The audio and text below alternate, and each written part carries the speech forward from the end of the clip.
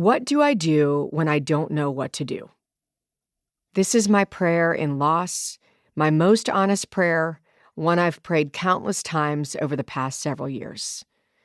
Sometimes in the worst moments of my own unexpected season, I would wait for nightfall when I could go outside and lie on my back in the darkest place I could find. The patio, the grass, the driveway, even the cul-de-sac outside our house. When I was at my most disoriented, my spiritual practice was simply to lie down and look up. Seeing stars, repositioning myself as a small, tiny being in the vast space of the galaxy was the only way to find my bearings for one more day. On a particularly bad day in the middle of this time, I was doing what I do best, venting my anxiety and frustration on the nearest living thing. My husband, Dave, and I were fighting.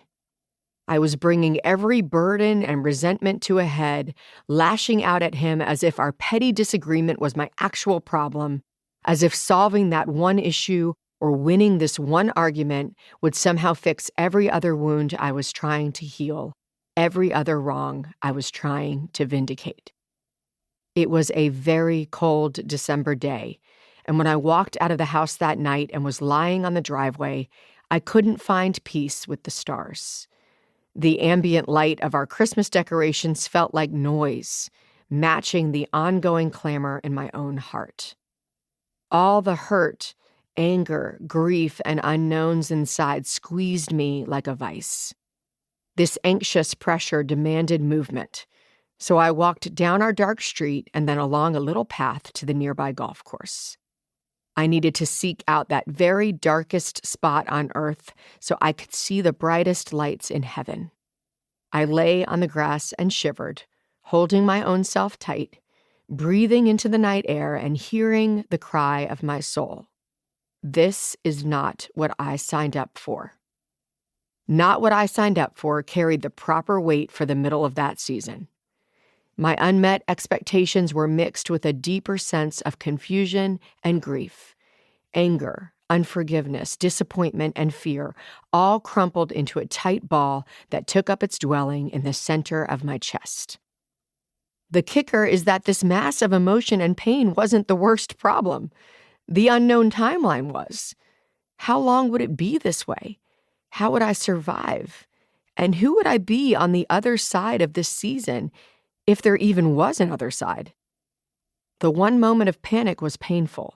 The unknown length and outcome felt excruciating. Perhaps not what I signed up for is our modern-day lament, words given to shape our true, living on this earth experience.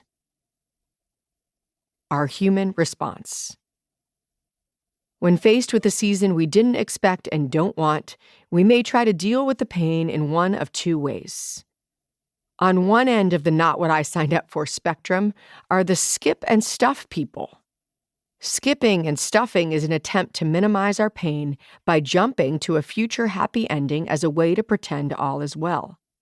However, painful emotions won't pretend, and they can't be skipped over.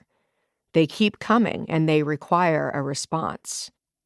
Avoiding, ignoring, or denying the pain is a short-term solution that creates long-term damage.